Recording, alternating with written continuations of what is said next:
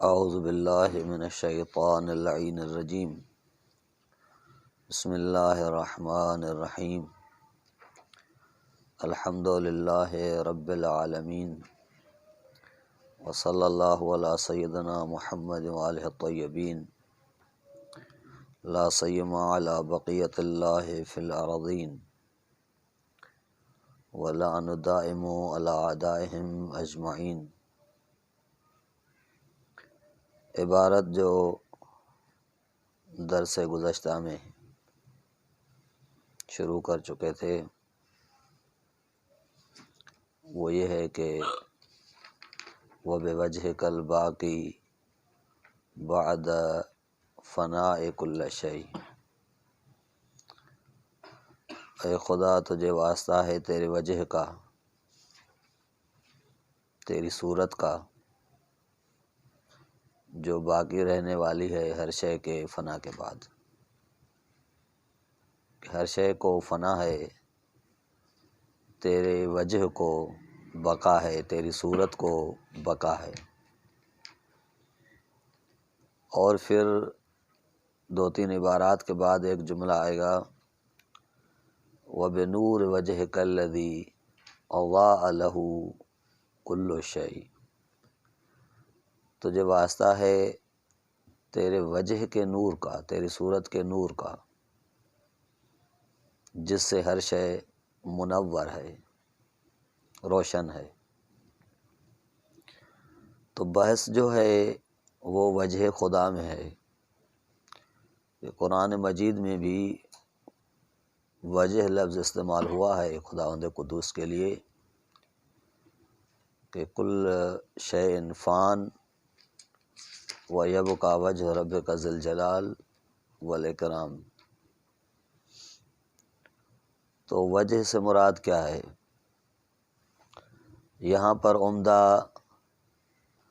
تین مبحث ہیں۔ بحث اول جو ہم عرض کر چکے وہ یہ ہے کہ لغت کے اعتبار سے وجہ کے استعمالات کتنے ہیں، وہ 7 ہم نے بیان کیا، اگرچہ سے زیادہ ہیں لیکن یہ عمدہ اور جامع 7 تھے جو بیان ہو چکے۔ مبحث دوم وہ یہ ہے کہ خداوند قدوس کے لیے جو وجہ لفظ استعمال ہوتا ہے اس سے مراد کیا ہے۔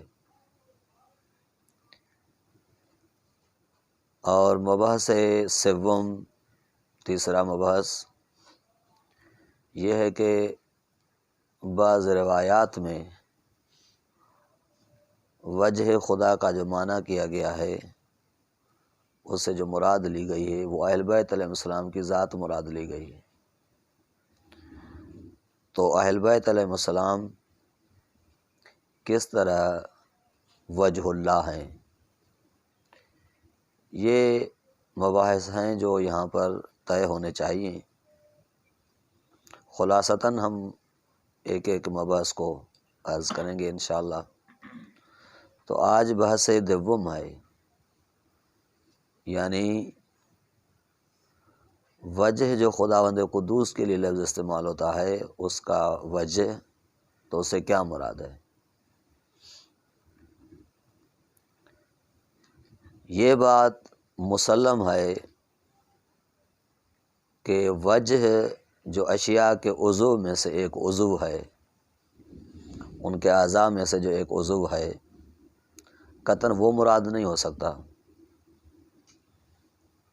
جب خدا کے لیے لفظ وجہ استعمال کرتے ہیں تو وہ صورت نہیں ہے جو مرکب ہے آنکھوں سے، ناک سے، کان سے، اور ایک صورت کی طرح پیش آتا ہے اور انسان اس سے مخاطب ہوتا ہے اس صورت کی وجہ سے، یہ قطعاً مراد نہیں ہو سکتی، کیونکہ یہ جزء ترکیبی ہے اور خداوند قدوس تجسم اور تشبیہ سے پاک ہے۔ کہ وہ جسم نہیں رکھتا، وہ اجزاء ترکیبی نہیں رکھتا، وہ ان سے پاک ہے، تو یقینی طور پر یہ عضو مراد نہیں ہو سکتا۔ تو بس کیا مراد ہے وجہ خدا سے؟ علماء کرام نے روایات کی روشنی میں تقریباً 6 احتمال بیان کیے ہیں کہ 6 احتمال ہو سکتے ہیں،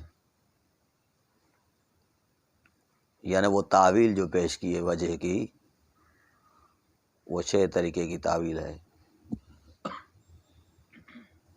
وجہ اول، صورت اول یا تعویل اول جو بیان کی گئی ہے وہ یہ ہے کہ کسی بھی شے کی شیعیت جو ہوتی ہے وہ اس کی صورت سے ہوتی ہے، یعنی جو شے ہے، انسان جو ایک دوسرے سے افراد جدا ہوتے ہیں، متمایز ہوتے ہیں، فرق کرتے ہیں، وہ صورت کی وجہ سے ہے۔ یعنی ہم یہ جو پہچان رکھتے ہیں کہ یہ فلانی ہے، یہ فلانی ہے، یہ صورت کی وجہ سے ہے۔ تو شے کی شیعیت اس کی صورت کی وجہ سے ہے، یعنی صورت سے مراد ذات الشے ہوتی ہے۔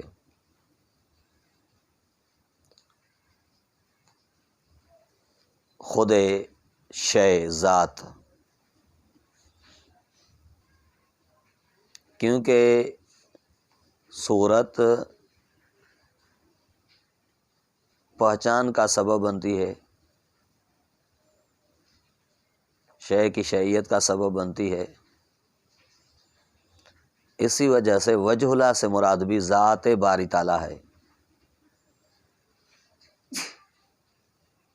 کہ وجہ اللہ یعنی ذات باری تعالیٰ، خداوند قدوس کی ذات، کہ ہر شے کو فنا ہے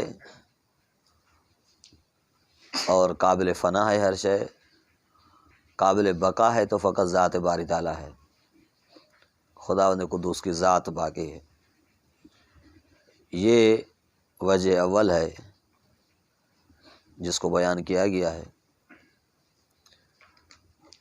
بدائع و صنائع میں ہے یہ کتاب، بدائع و صنائع ابو بکر کاشانی کی کتاب ہے، اس میں سے لایا ہے ایک بزرگوار یہ وجہ اول۔ دوسری وجہ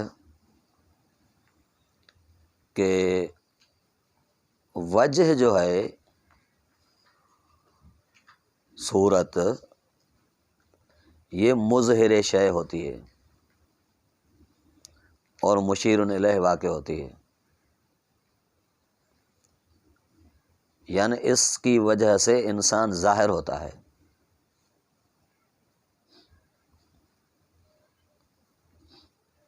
اور جب کسی فرد کی طرف ہم متوجہ ہوتے ہیں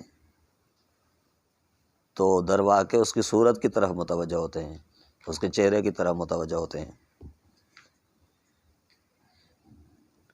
اس بنا پر وہ اشیاء جن کے ذریعے سے ہم خداوند قدوس کی طرف توجہ کرتے ہیں، متوجہ ہوتے ہیں، وہ وجہ اللہ ہیں۔ اس معنی میں خداوند قدوس کے جو اسماء و صفات ہیں وہ وجہ اللہ ہیں، یعنی ہر شے کو فنا ہے، خداوند قدوس کی جو اسماء و صفات ہیں ان میں بقا ہے، ان کو فنا نہیں ہے، یہ ہے وجہ اللہ سے مراد۔ اور سورہ رحمان میں جو ذوالجلال والاکرام استعمال ہوا ہے وجہ کے بعد، کہ ہر شے کو فنا ہے، وَيَبْقَى وَجْهُ رَبِّكَ ذُو الجلال والاکرام، یہ ذوالجلال والاکرام جو لفظ استعمال ہوا ہے یہ ذات کے لیے لفظ استعمال نہیں ہوتا، ذو بمعنی صاحب، جو صاحب جلال اور اکرام ہے، تو یہ ذو کا اضافہ جو ہے یہ اس صفات کی طرف ہوتا ہے۔ یعنی صاحب صفات۔ تو اس سے مراد یہ ہے کہ وجہ یعنی وہ صفات الہی جو باقی ہیں ہر شے کے فنا ہونے کے بعد۔ اور اہل لغت بہت سارے وجہ سے مراد یہ بھی لیتے ہیں اسماء و صفات۔ تیسرا معنی یا وجہ جہاں تعویل جو کی گئی ہے وہ یہ ہے کہ وجہ سے مراد دین ہے، دین اللہ، یہ وجہ اللہ ہے۔ ہر شے قابل فنا ہے لیکن دین کو فنا نہیں ہے، دین کو بقا ہے، وہ باقی رہنے والی چیز ہے اور شناخت خدا ہے۔ یہ وجہ بھی روایات میں پیش ہوئی ہے۔ تفسیر علی بن ابراہیم قمی میں آیا ہے کہ امام سے سوال ہوا کہ کل شیء فان و یبقی وجہ ربک ذو الجلال سے مراد کیا ہے؟ تو مولا نے فرمایا کہ اس سے مراد قال دین ربک، اس سے مراد تیرے رب کا دین ہے جو ہر شے کے فنا ہونے کے بعد بھی باقی رہے گا۔ یہ بحار الانوار جلد 4 صفحہ 5 پر یہ روایات وارد ہوئی ہے اور علی بن ابراہیم قمی کی تفسیر میں بھی ہے۔ تعویل چہارم، چوتھی تعویل جو کی گئی ہے وہ یہ ہے کہ وجہ اللہ یعنی پیغمبر اسلام کی پیروی، نبی خاتم کی اطاعت اور پیروی جو ہے یہ وجہ رب ہے۔ صفوان جمال امام صادق علیہ السلام سے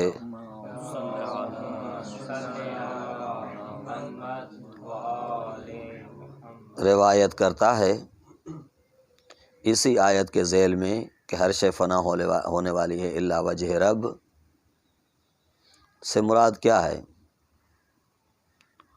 مولا نے فرمایا من اطاع اللہ بما امر بہ من طاعت محمد صلی اللہ علیہ وآلہ وسلم فہو وجہ الذی لا یہلک، جو انجام دے گا خداوند قدوس کے ہر اس شے کو جس کا اسے امر کیا گیا ہے رسالت مآب کی اطاعت سے، یہ وہ وجہ ہے جو ہلاک ہونے والا نہیں ہے، یہ وہ وجہ اللہ ہے جو باقی رہنے والا ہے۔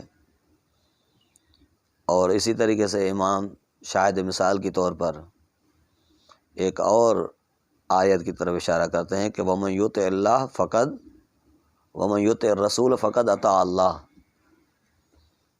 جس نے رسول کی پیروی کی گویا اس نے خداوند قدوس کی اطاعت کی اور پیروی کی۔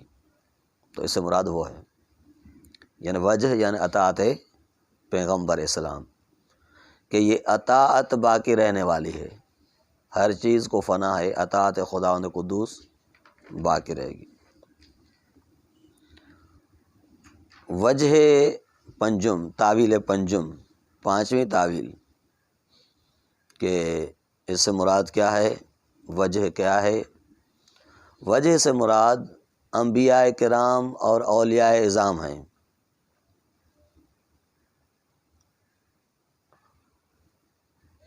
یہ چھٹے امام سے روایت ہے، فرماتے ہیں من زعم ان للہ وجہا کالوجوہ فقد اشرک ومن زعم ان للہ جوارح کجوارح المخلوقین فهو کافر باللہ۔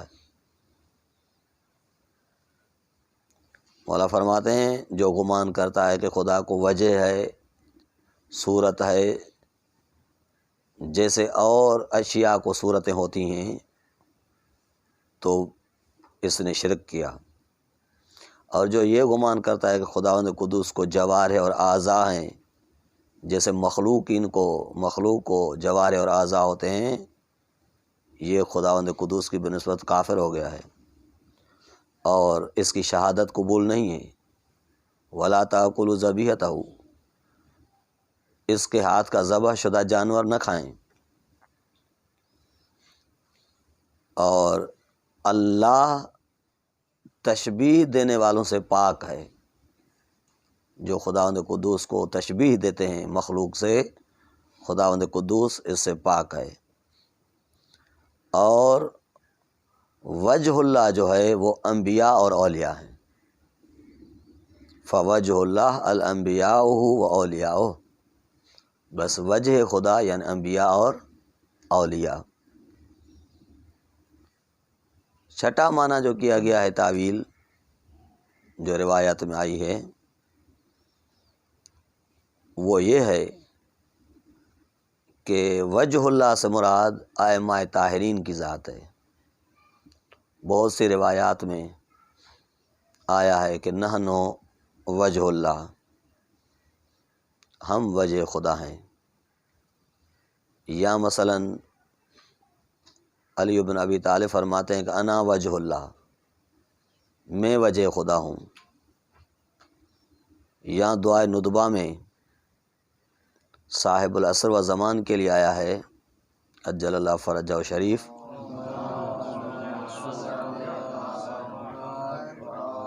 کہ این وجہ اللہ الذی یتوجہ الیہ الاولیاء، وہ وجہ خدا کہاں ہے جس کی طرف اولیاء متوجہ ہیں۔ مولا کے لیے جملہ ہے، اس کو وجہ کہا گیا ہے۔ تو یہ وجوہ، اور اسے 2-3 دقیق معنی ہیں جن کو عرض کرنا اس بساط میں ممکن نہیں ہے، اس وجہ سے ان کو نہیں کرتے۔ تو اب یہاں پر سوال ہوتا ہے جس سے مبحث سوم پیدا ہوگا، وہ یہ ہے کہ اگر انبیاء کرام یا اولیاء یا ائمہ طاہرین اگر وجہ اللہ ہیں تو وہ کس طرح وجہ اللہ ہیں، کہ کل انشاءاللہ اس کی توضیح عرض کریں گے۔ وصلی اللہ علی محمد و آلہ طیبین۔